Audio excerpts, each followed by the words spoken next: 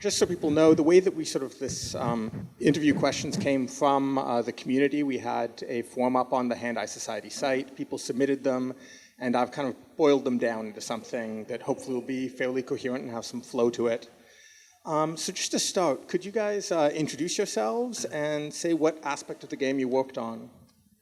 Sure. I'm Jake, and I guess it's all pretty collaborative, the way that we work on the game. So it's the roles are not super distinct, but one way that it kind of falls out is that I do all the writing for the game, and then I do some of the programming and design. I'm Tamas, and I do the visual art and the art direction. Yeah, like Jake was saying, it's that parts of it are collaborative, so we both do design, story treatment stuff. Right, yeah. I'm Ben. I work on the music and the sound design. You might want to speak up a bit. We've been hearing people aren't hearing stuff. So if you're having trouble hearing, please let us know.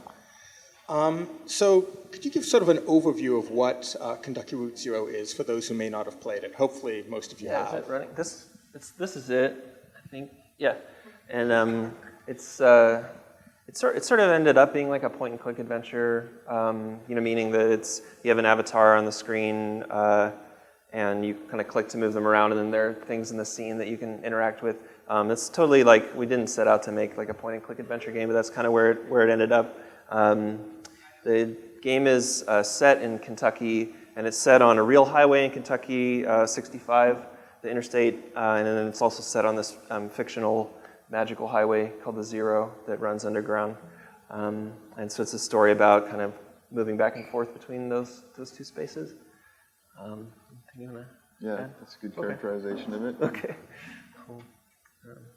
So you mentioned that you didn't set out to make a point-and-click adventure, and I know I saw the sort of video that was part of your Kickstarter pitch, and it looks like a very different game. It looks almost like a puzzle platformer. The visuals are very different. What sort of made that change come about from what your original plans were then? Yeah.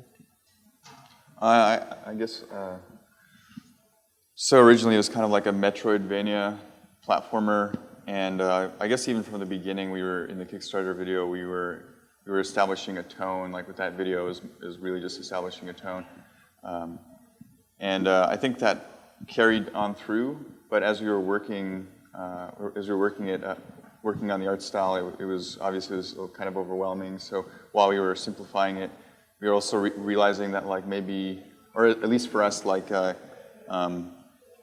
watching the character kind of jump across platforms and climb ladders and stuff like that, climb up and down ledges wasn't really what we needed to get across the storytelling.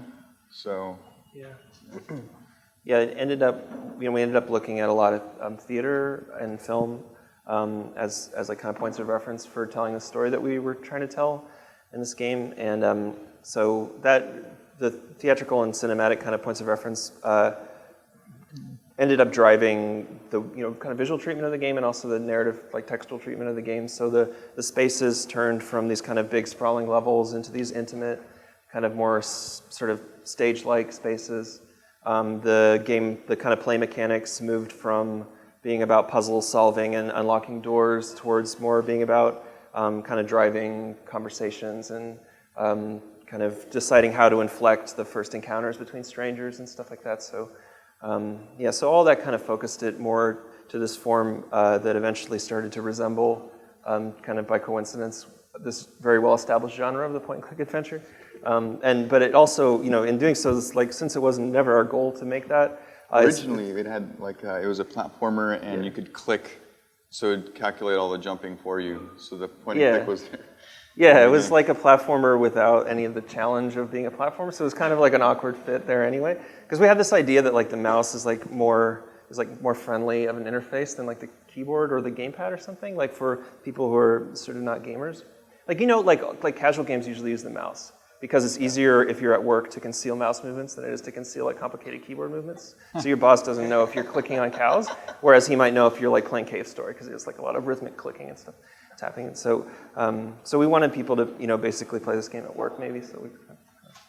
Mouse-driven platformer. That's unusual. It's just like, it's like you play like Assassin's Creed, and you're doing all this parkour, and it's just completely resolved by you holding the left trigger and pushing forward, and it's like Spider-Man, and so it was kind of like that. That was actually, we did specifically look at Assassin's Creed to kind of figure out how to translate this large sort of exploration into really simple gestures. Interesting. Yeah. So the game has like a really, really distinct visual style to it. What were the inspirations for that style? I guess Well, mainly for you. Yeah. Oh yeah. Well, so originally we were looking at like Castlevania and Flashback, and also looking at Another World, but it didn't really kind of calcify as definitely Another World is one that we looked at pretty closely. Yeah. And then there's like the theater stuff. Oh right, yeah. Right. And then as we were making environments that were less about traveling through these large areas of platforms and stuff like that, and trying to create more intimate, emotional, like layered spaces where a lot of things are happening in the same place, and it's about just character, like designed for character, like the blocking of characters, in a small little area. We started looking at set designers like Beowulf Borit, who's really good at creating these spaces that blend kind of interior and exterior spaces. We even started looking at some architects like Gottfried Bohm, who would build these realist structures that would have like, they look like caverns, but have like street lamps in them and stuff like that. So yeah, those are some of the, is there anything I'm leaving out? No, that's... No, it seems like that interplay of interior and exterior is something that's like throughout the game, the way that Right. you'll sort of see the exterior in the background of things. Right. It's quite interesting. Yeah, there's a strong, there's the surface and then the underground areas, and that's like a dominant theme, I guess, that we want to kind of transcribe into these small spaces. Not in a realistic way where you would see like caves and, well, you see some stalactites, but not in like not about like simulating like a real physical cave and like a real exterior, but kind of mapping those into set pieces. Yeah, there's like the one, Beowulf Borit, the set designer that Tamas mentioned, one set that we like from him is for the Tennessee Williams, for the Glass Menagerie. So the Glass Menagerie is all set in this apartment interior, and it's supposed to be a little bit suffocating, but also it's really hot, and there's this city around it. They're kind of like not suffocated by the interiority, but sort of suffocated by the city that's kind of surrounding them. And so the way that Borit treats that set is he has this interior, but then instead of like a window, there's a window described in Tennessee Williams' play, but instead of a window, there's just like no back wall, and you just have the city back there, and there, he does some lighting changes and stuff. So you can kind of feel the city sort of oppressing them and containing them, and it's this kind of like emotional space instead of like a rational simulation kind of a space.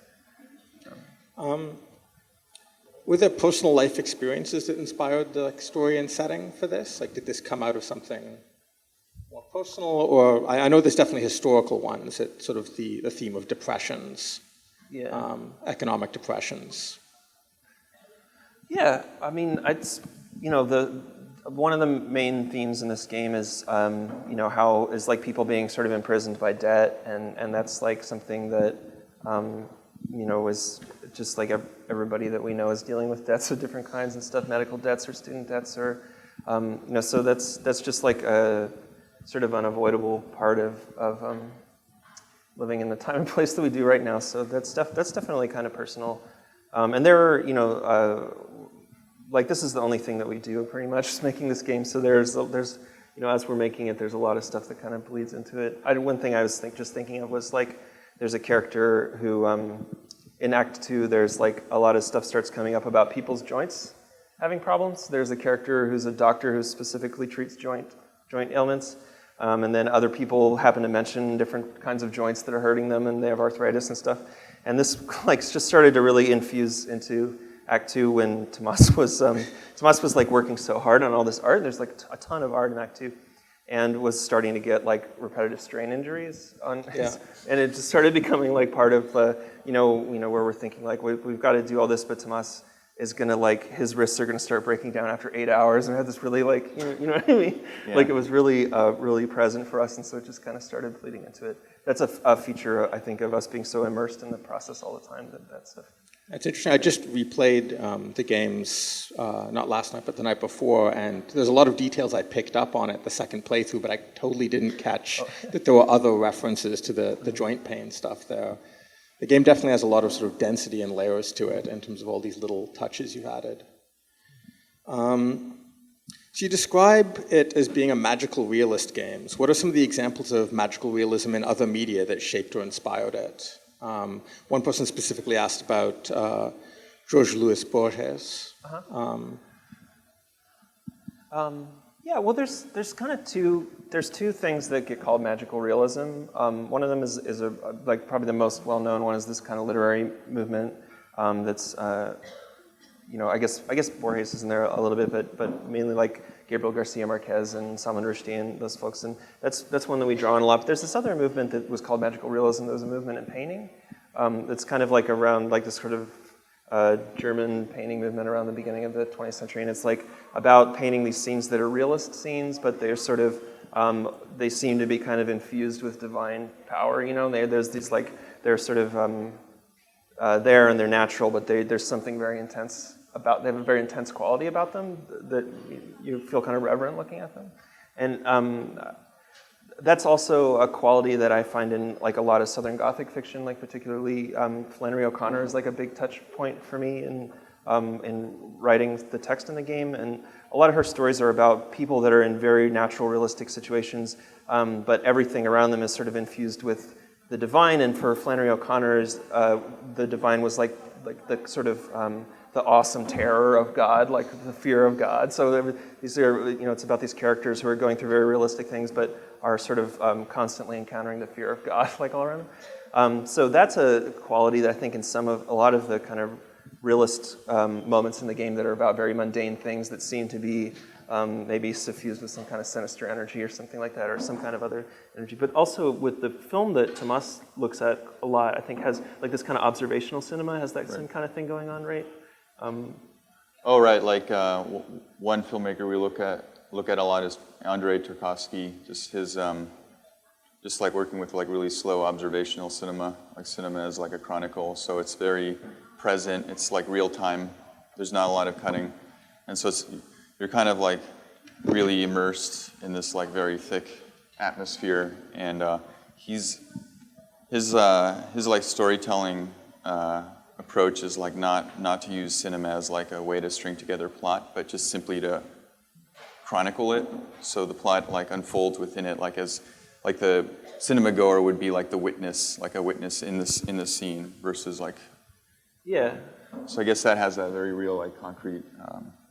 Is that? Yeah, and that kind of reverence, like you're reverence, watching this chronicle because you're witnessing this kind of. That seems very applicable to the game you brought with you here. Yeah. The entertainment feels very much like what you're describing there. Right. Yeah, because it's about watching and it's kind of like, it's very hypnotic. You just reverence, right? Yeah. So another thing that I sort of noticed in the game is that maps are used in all sorts of different ways and navigating like the same map in different ways. Where did that come from, the whole thing with maps? Oh yeah, I mean just like various modes of travel. Right. So. Yeah, there's something like this is a game about a guy who's like lost but he's lost in a place that he's ostensibly from, like he lives here, but he's trying to find something. And also we know that the player doesn't necessarily live in Kentucky, although we have players who live in Kentucky, but not all the players live in Kentucky. So we had to kind of like negotiate this feeling of lostness and also this feeling of familiarity, and that's also like this kind of weird divine infusion kind of thing that I was talking about this kind of familiarity, but it's strange, it's uncanny.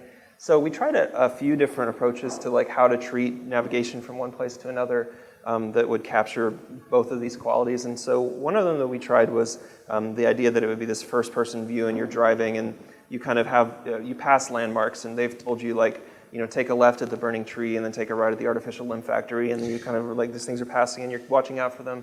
And so it could be kind of like foreign and disorienting because you don't have that kind of strategic view of where you're going, but you can kind of like try to navigate like that. That totally didn't work. It wasn't any fun to play. It was really confusing and kind of weird and like very difficult to implement. So what we ended up doing was, so we have this map, and it tells you what road you're on when you get onto it. So you kind of can't like look for a road necessarily. You could go on Google Maps actually because it's really the map of Kentucky's highways. Are all the road names actually the names? Yeah, there's like, it's very precisely Really? a map of Kentucky. Yeah, actually, I remember one fellow who was playing it, and he was like broadcasting himself play it, and he got the instructions to go to the bait shop, and so they told him exactly what corner to go in, and then he was presented with the highway, and he said, oh, well, if this highway was accurate, I know exactly how to get there. And he's like, damn it. And then he started driving, he was like, oh, shit, okay. Just, like, kind of drew up there. But so what we ended up on is, yeah, this map where you kind of get a broad sense of like the layout of the terrain, but you don't, you're not given specific, you're not given like a compass or something like that. You're still kind of instructed in these kind of vague terms about these landmarks and stuff and moving around through it. It's like the reason I was surprised that it was the actual road names is that there's a sort of important game reference in one of the road names, which is Mammoth Cave Road. Which, Oh, yeah, that's a real road, yeah. Yeah, so you actually set it where Colossal Cave, one of the first video games ever made, and basically the first text adventure, you set it where that game is set. Yeah, right, yeah, that was very deliberate, yeah. Yeah, I assumed it was, given the other references to text adventures, Right. and specifically to Colossal Cave stuff. Yeah. Interesting. So I've got to think about that. Okay. That's really cool. Let me see where I was. There's one fictional road in there. Okay. And I think, aside from the zero, there's also Macondo Lane. That's not a real road in Kentucky. That's the name of, that's like a reference to a Gabriel Garcia Marquez Okay. novel. But, okay, that's the only one. So what is your approach to sort of all the symbolism that's in the game? Was it something where you sort of plan out ahead of time, like these are symbols that are going to reoccur, this is like what they mean? Or is it something that's more organic and improvised?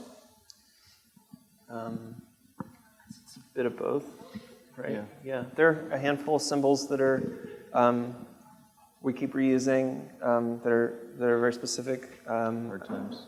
Yeah, Whiskey. there's the bourbon that shows up, the brand of bourbon that shows up over and over again. And then there's this thing about ghosts. That's a kind of recurring symbol.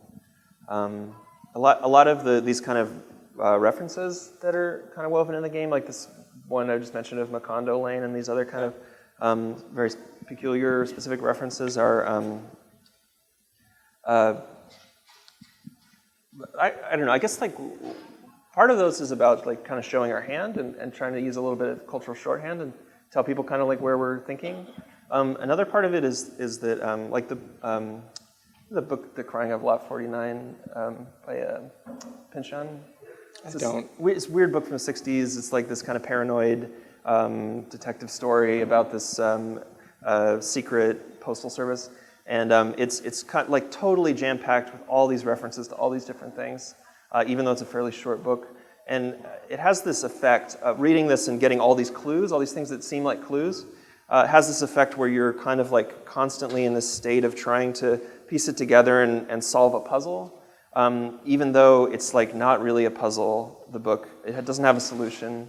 It's really this like, it's a mystery. It's just like dumping evidence on you and you can't figure out what's valid and what's not, or what's useful and what's not. And it puts you in this really paranoid state, which is really interesting. A really interesting state to be in, I think. So that's another thing that we're doing with all these references. I'm not saying that they're all like red herrings, but there's like a lot of these kind of different directions that it's pointing you towards in an attempt to kind of like put the player in this sort of paranoid state, or kind of, and to make it more mysterious. It definitely does create like a certain sort of tone and emotional like resonance. So the story itself, how planned is that? Is that again something that's sort of a mix, or do you have a backbone? Right? Yeah. It's like an overall story outline that we have, and then we flesh out the details kind of like in a really improvisational process, which we like are really, like we're careful to make sure that that's always there, so we can always kind of veer off in different directions. That makes sense when we get there. But. So you have a backbone, but you've built space for improvisation within that backbone. Yeah. Yeah.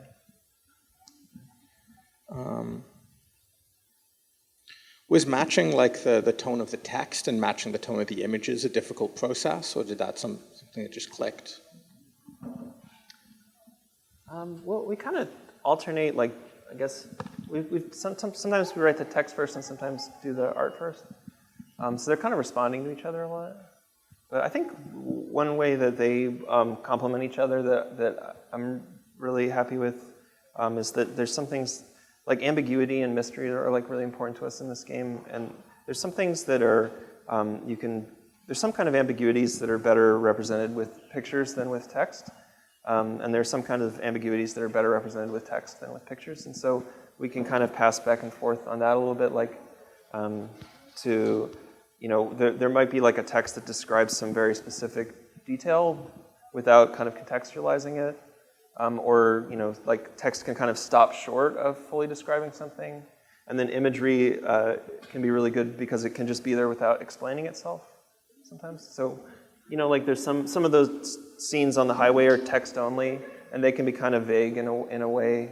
And some of then there's also some things like in the mine, in the Act 1, you pass all these symbols all over the place, and they never kind of get referred to or talked about. Or I guess they do briefly. They show up in the zero. Yeah, they show up there, yeah. And also in the mine, there's they get to one branch that just is caved in, or they stop digging, and then you can see the zero, but the characters don't know it's there, but you can see it. It's that kind of dramatic irony. Yeah. I was going to ask, so like the fact that some bits are done as a sort of a traditional point and click, and other bits are sort of choose your own adventure or kind of like a modern Twine game. Was that an intentional choice to do it that way? Was it just the fact that you want to keep your wrists working and you want to actually get the game out in a reasonable time? How much of that was budget and how much of that was sort of artistic intent? No, I think it's pretty much all intent. I mean, we definitely don't shy away from working a lot. Yeah. It wasn't no, in any way to imply that.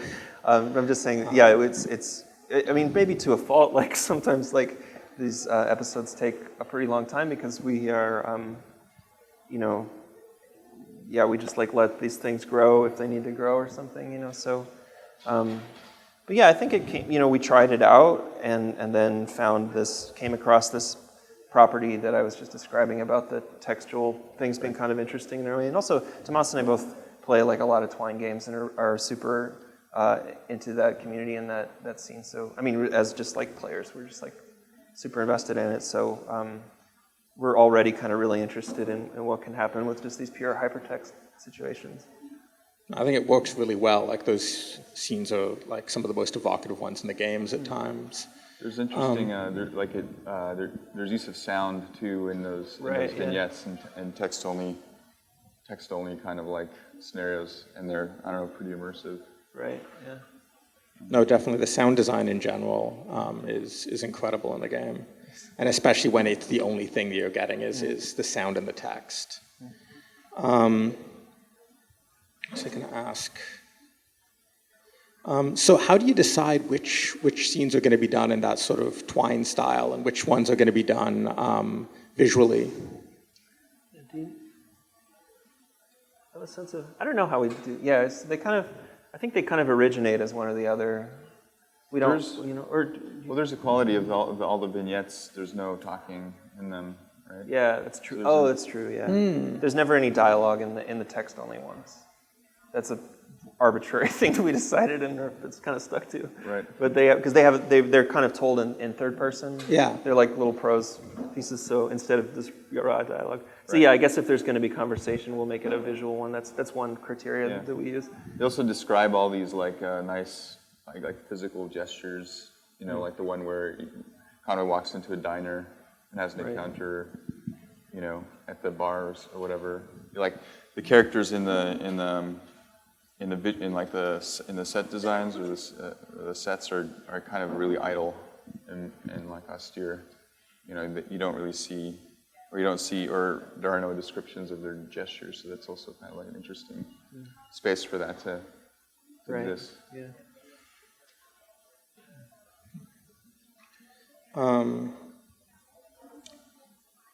Sorry. Lost my place there. Oh, no. was I going to ask about that? I'll get to it. I know it's later on. There was a question later on that I knew applied to that, but I can't remember what it is now.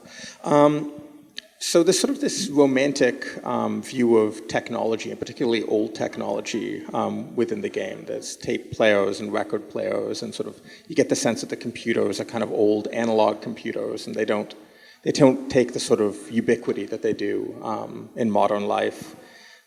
Is that supposed to be sort of a reaction to contemporary technology, or is something else going on there? This is just, both of us looked at a lot of that stuff in the school that we went to, a lot of that old video art work. Just there's something nice about this proto-open source grassroots kind of approach to amateur video. Kind of resonated with us. So. Yeah. I guess, it is romanticizing, but... Yeah. Yeah. Well, right. There's some romantic qualities in it, but some of the recording technologies are a bit sinister. Right.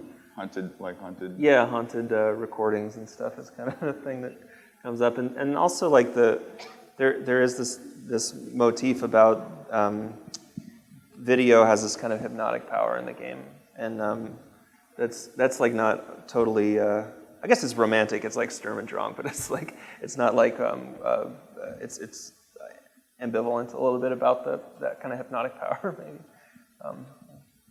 But is there a reason why it's all old technology? Like the cell phone she has is a brick cell phone, et cetera. Is there a reason why, while it's clearly somewhat modern day, everyone is using sort of old tech? Yeah, we're trying to keep changing. I mean, there's old tech like the cell phone. That's this '90s cell phone. And there's this '70s computer, and then there's these '40s recording equipment and '20s automobiles, and so there's we're trying to kind of make it really unclear what time period it might be set in. Yeah. So that's definitely part of it. There's a lot of references to visual art, architecture, poetry. It's incredibly dense with little references. And within that, you sort of placed games in the same sort of sphere as you have all of these sort of more respected mediums. And in fact, Joseph has an advanced degree in electronic writing. And so he talks about writing poetry back in the day, and you get the sense that the poetry he wrote was possibly electronic in nature. Is this sort of how you wish games were approached as creators, how you wish the world viewed games? Is there sort of an element of wish fulfillment in how you place them? Not that I'm conscious of, but I don't know. I mean, we kind of where we're coming from, going through, we went to an art school and we were in a new media program at this art school, and we've been following, artists making video games, who, artists have been making video games and interactive new media, kind of analog and digital interactive electronic work since the 60s that we've been following, so I guess for us those things are kind of already being discussed in one breath in the sort of environments that we're coming from, right? Right. I mean, I understand it's not like that everywhere. I definitely feel like you wouldn't normally go up to a gas station attendant and have, a discussion of poetry and computers.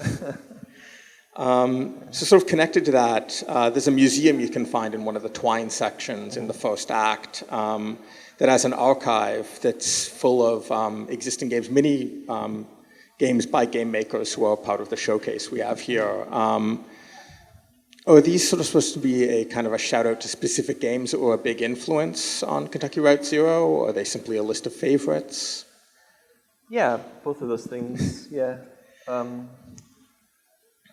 Yeah, they're right. They're kind of hidden a little bit, so they're a little shout out that's kind of hidden in there.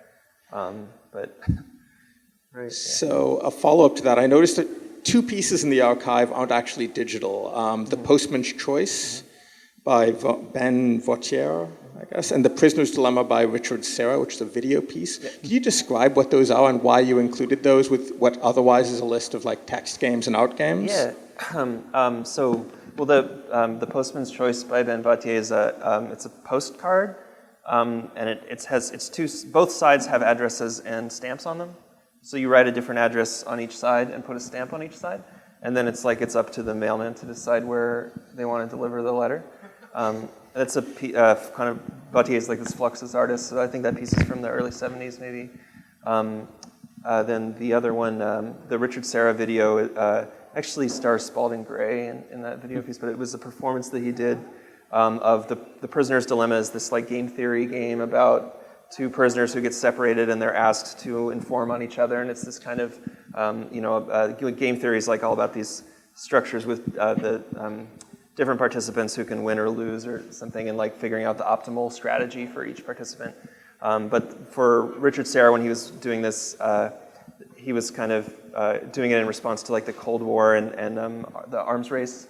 So it was about mutually assured destruction. This is like this sort of prisoner's dilemma, like what's our best strategy in this context of mutually assured destruction. Anyway, so both of those are these sort of very playful kind of playful systems. And so we were, I think, kind of trying to broaden the kind of work we were talking about there as games or as playful system design to include some of those other touchstones or other things that have been interesting to us in this. So you see all of that as sort of being interconnected, that artists working with choice include sort of these art things as well as... Yeah, artists working with systems that are playful systems, I would say. I don't know, the choice word is like a little bit overloaded in games, talk about games, but yeah. I've got more about choice later on. Just warning you. So I really loved Limits and Demonstrations, a sort of free bit that goes intermission sort of piece between the two acts, which is sort of a virtual gallery. It reminded me a lot of Galtier by Emily Short. Do you know that? Emily Short, yeah. Which is also sort of set in a gallery that where you're interacting with one of the pieces very directly in that case. Do you think there's a lot that games can learn from galleries and from installation art?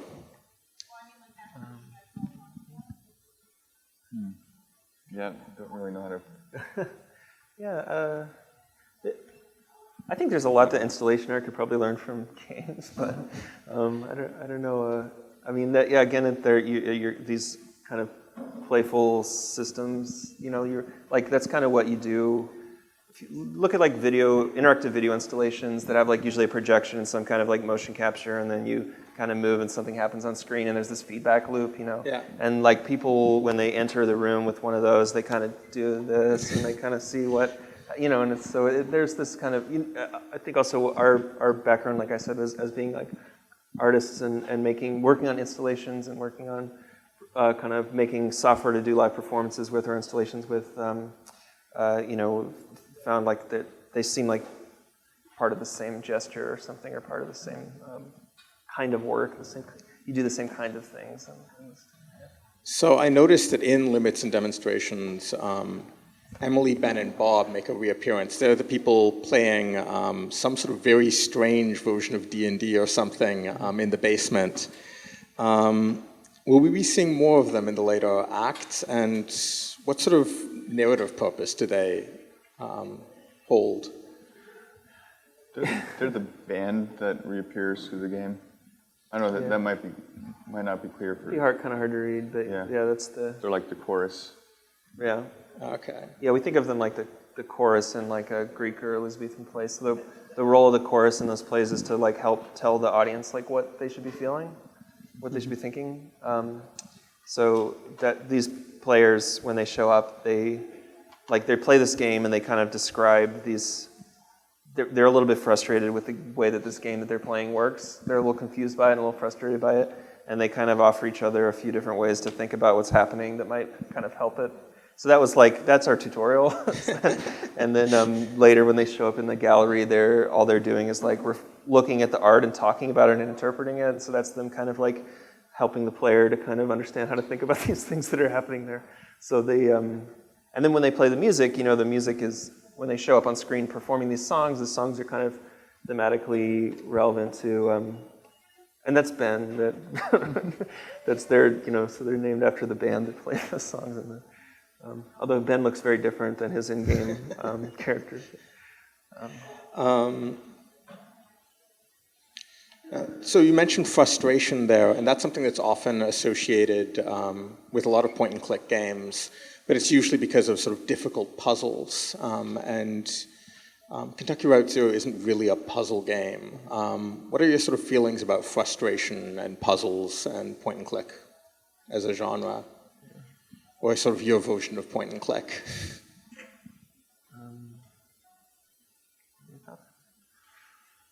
I don't know, just playing point and click adventure games. Yeah, puzzles for us were not what we were interested in. I don't think we're good puzzle designers. Yeah, we tried to do it, but it was really hard. Yeah. It didn't really fit with what we were doing anyway. Yeah, I mean, puzzles, like, I guess they can like withhold story, you know, so it offers like some level of frustration. But I think the way that we're approaching is that we're like hiding secrets, you know, like they're Easter eggs and there's mystery and stuff like that. So we're working more with mystery, which you did a talk on in GDC. Right. So, yeah. Puzzles are tricky, a tricky one. But there's this friend of ours, Ben Esposito, who contributed to a manifesto on game design the other day, and his contribution was the purpose of gameplay is to hide secrets. Yeah. I think it was like a nice way of putting it. Like, you know, I don't know. We don't want people to get stuck and walk away from it. That's a big motivator to not have frustrating puzzles. And also, we're kind of looking for other kinds of challenges to present the player with, like challenges of interpreting things that are kind of confusing and mysterious, not necessarily challenges to their cleverness or their skill or some kind of fantasy of skill, you know, in a game. Yeah, it seems like the difficulty is in interpretation, not in terms of play. Yeah. Do you still at the same time, do you have favorites in terms of sort of the old LucasArts games, that sort of era of point and click games? Oh yeah, totally, yeah. The Dig is one that we played a lot. Monkey Island. Yeah. Or one of them, 3. Yeah. To me, though, weirdly, though the interface is very point and click tonally, it feels a lot more like a text adventure. Particularly the sort of second wave of text adventures that started in the 90s. Yeah, right. It really has that, I'm not even sure what to call that feeling, but there's a definite feeling you get playing those. And for a graphical game, it's interesting that Kentucky Route Zero evokes that same sort of feeling. I know you've played Photopia, sort of from that stuff. Are there other ones that you've played and that were sort of a contributing factor? That's kind of the biggest one for me. Photopia also has this really wonderful blend of kind of fantasy and realism that makes it really really touching. I recently played one called Isle, which I think is part of the show. That's a really wonderful kind of slice of life kind of game. And then A Change in the Weather by Andrew Plotkin is really great. I don't know, there's a lot of stuff from that kind of interactive fiction renaissance from the 94 or whatever it was until now. It's just, really beautiful stuff. And I think they kind of in that moment that was kind of starting to cohere, thought of it as maybe a turn towards the literary and text adventures instead of pulp or something. And I don't know if that's, I think that's when you look at how they talk about what they were doing then, that's kind of how they would talk about it. Like Adam Kadre, that's how he talks about Photopia being literary. I don't know. It feels like you're now doing the sort of same thing for point and click. Sure. I mean, there's still some genre stuff kind of happening. It's not totally rejecting But the genre stuff is very much more in that sort of magical realism kind of feel, which has always been able to at least fake being literary. Also, though, Colossal Cave is clearly a very big influence on it. The fact that its entire sort of structure in terms of setting, you've now revealed, is the exact same idea of sort of taking a real place and then overlaying sort of paranormal things over top or unreal things over top. Sort of how did that sort of come about? Where does Colossal Cave sort of fit within where you're coming from? Tamas and I worked on an installation about Colossal Cave with a friend of ours, John Cates. This was 4 years ago or something. And that was this projected text adventure where you're playing as Will Crowther is the original designer of Colossal Cave. and he's like exploring. It's kind of like being John Malkovich, but with Will Crowther instead. So he's like exploring his like inner Colossal Cave and like his memories and stuff. And it was kind of very surreal and cut up and weird. So that kind of I think there was some of the seed for this game in that. And the story of Colossal Cave is also really touching. That Crowther designed it because he went through this divorce, and his wife was actually like this great spelunker. She like mapped some previously unmapped parts of Mammoth Cave, and so he went and did that with her, and they had 2 daughters. They got divorced, and his wife and daughters moved far away, and so Crowther made this simulation of the caves that they used to go hang out in as a family, as like a thing that his daughters could play when they came to visit him, and they could kind of have this like they kind of reminisce about it or something. And then word spread of this really interesting text adventure, which is like a new form at the time, and then other people like Donald Woods got interested in like turning it into a more Dungeons & Dragons thing and started filling it with monsters and stuff. And so it kind of like moves through all these different hands and permutations, and it's just like a really neat kind of object. Also because it's like still like kind of an incomplete like living text. There's different versions that have different point totals, and there's one version that I like that introduces these little events, basically like little vignettes that are non-interactive and random when you're exploring the caves, and there's different kind of random things you might come across. Like there's one that's like this, he's like a cyclops, and his eyes are all bloodshot, and he just passes by and looks at you and rubs his eye, and he's like, I am so stoned. And then he like walks up, like this is like kind of little encounters that are really nice. As I understand it, that was eventually sort of split into 3 to create the first Zork trilogy, like that they're sort of a very minimal version, because you couldn't run a mainframe text adventure on like an early PC or Apple. That they were sort of one of the forks from it, but I've only played Zork. I haven't played Colossal Cave. I haven't been able to compare. There's some similarities for sure. Yeah, definitely. Like if nothing else, it's a spiritual successor to it. Yeah. So is the decision to not have any voice acting aesthetic or a budget technical thing? Yeah, I think like mostly it's like both kind of at once, but the main thing about it for me, like not wanting to do voice acting at this point, is that like I want to be able to like edit the text and change it up until the moment that we release the game. So having to like have some kind of workflow where we like get strings to the recording studio like months in advance, or where I was like totally not interested in working that way. But it would be really cool to do a project like that at some point, but not for this one. There's so much text in it. It's like more interesting to be. I feel like also like it would rob it of that text adventure feel, which has a very distinct feel to it. Personally, I really like that there isn't. And normally I'm all about dialogue.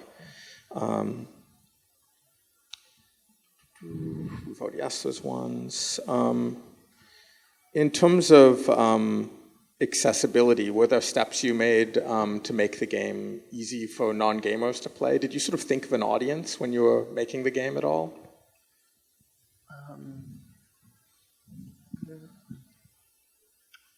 Not specifically, I guess. Just didn't want there to be barriers for based on like at least coming from the original idea where it's a platformer.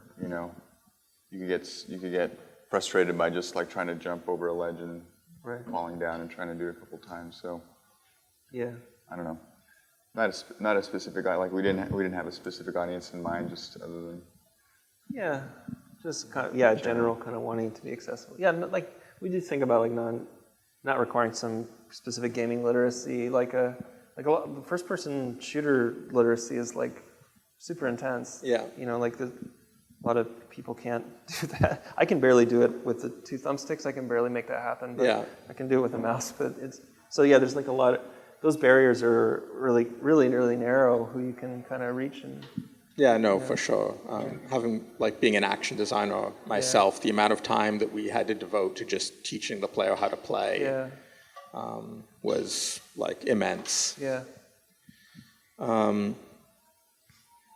So there's something interesting about the sort of the choices that you have in the game. They aren't really they aren't meaningful in a sort of traditional game sense, and they don't necessarily have repercussions. at least so far, that are obvious. But they feel meaningful like in another way, that they're like emotionally meaningful. And this seems to be something that a lot of games in the last little while have started exploring. Like The Walking Dead, I think, is the most obvious of those, or the most well-known, where the choices don't really change what happens in the story from a like strict narrative point of view, but they do emotionally in a like a really intense way. And you seem to be doing the same thing with a lot of the choices in Kentucky Route Zero. What do you think is like, what's interesting about that? What is the use of having choices that don't necessarily have repercussions but are emotionally interesting? Yeah, well, I mean, I think we do try to privilege a kind of like emotional playing in the game over what would be like a kind of strategic or like kind of hyper-rational playing. And that's just like about a different kind of play that we're interested in when compared to something like a strategy game or like an action game. You know, it's just that like this, I think often like terms like choice and gameplay are really narrowly sort of defined to this specific category that's like about understanding a system in a very rational way, picking apart its moving parts, and making predictions, and this, you know, very, you know, all this very like linear kind of thinking. Yeah. And there's like lots of other kinds of play, you know, and so I think just the kind of play that we're interested in is just qualitatively different than that. So, and so we still use like decisions, you know, like, you know, people make decisions emotionally, so we can still use decisions, or make decisions poetically, or make decisions not out of like trying to prompt a specific result, but just out of curiosity about what's going to happen. You know, so those are the kinds of like choices that we use. But like I said, that word choice gets really overcoded to being about a particular kind of play. So this is one that someone actually asked specifically. Naming Conway's dog is one of the few decisions that has some obvious permanence throughout the chapters. Is there a reason why that choice is so important? Is it important?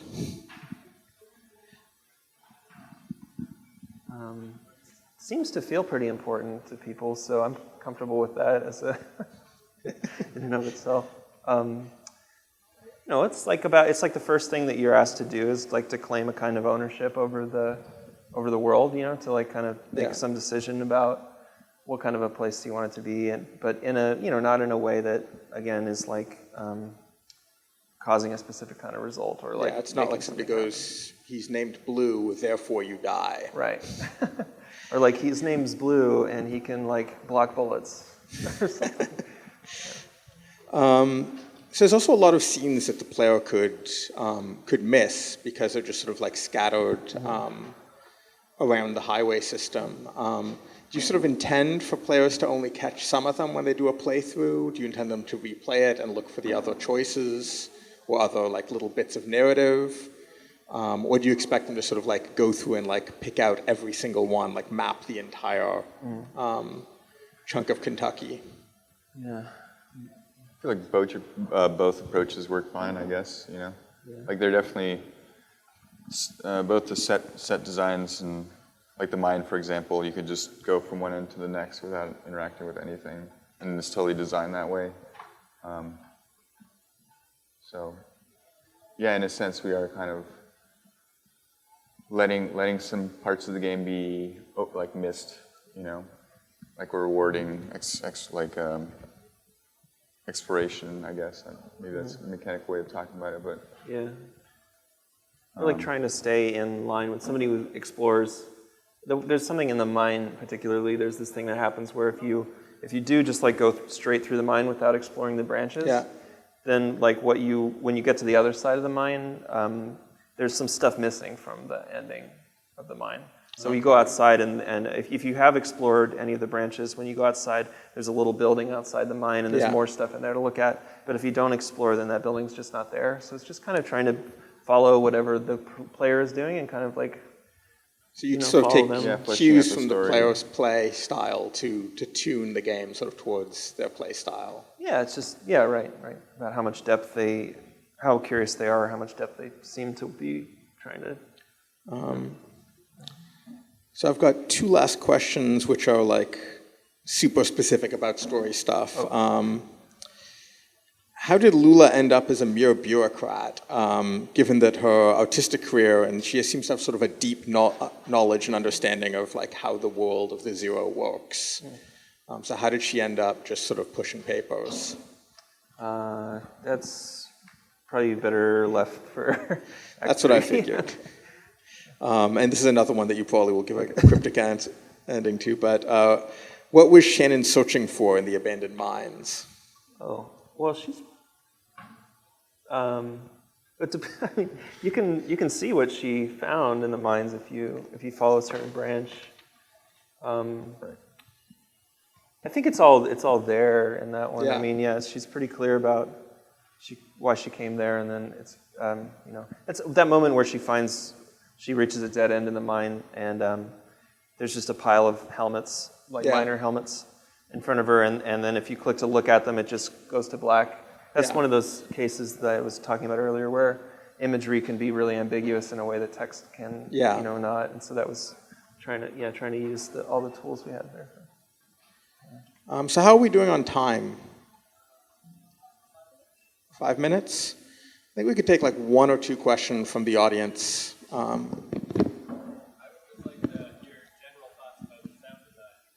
Yeah. General thoughts?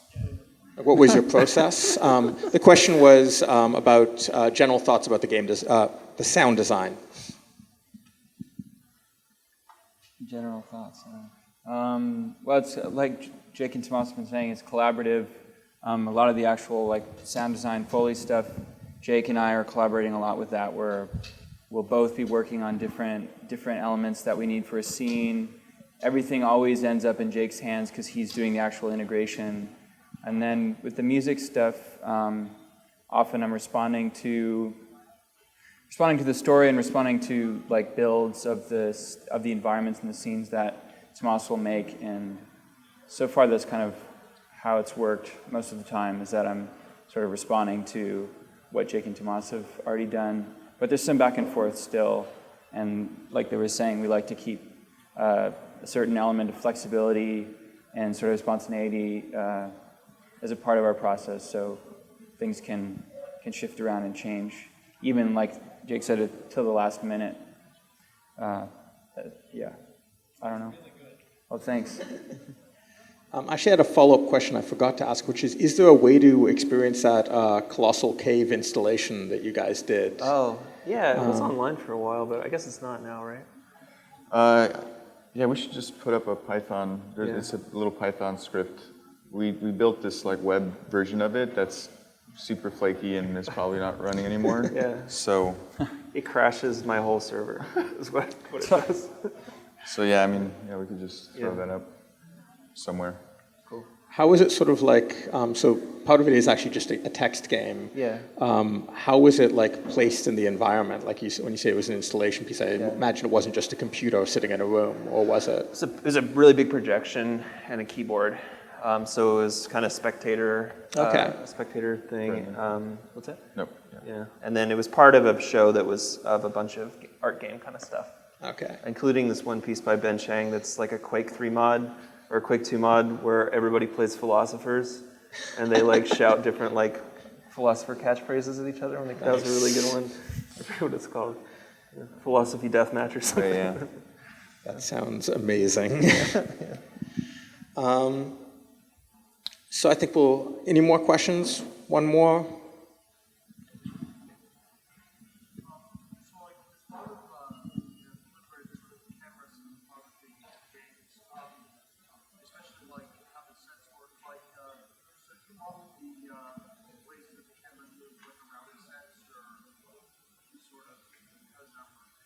So the question was, with the sets and the sort of camera movements and the sort of, I guess, the whole sort of theatrical look of them, is that sort of modeled with the camera movement in mind? How is that What's the process on that? Yeah, it's pretty lockstep. Like a lot of those spaces aren't very natural. They're very, like, for example, like really symmetrical or like really architected in a certain way. Sometimes I just like the Marquez farm, for example, is just I copied something from Tarkovsky from Stalker. There's a scene with a car and the camera slowly pans through the car, and then so several different layers, several different scenes just slowly unfold. So yeah, like his camera work doesn't necessarily cut from someone's face to like a specific object, right? The actors would just like meander in and out of the frame, and the camera is just kind of very architectural, just like on a rail.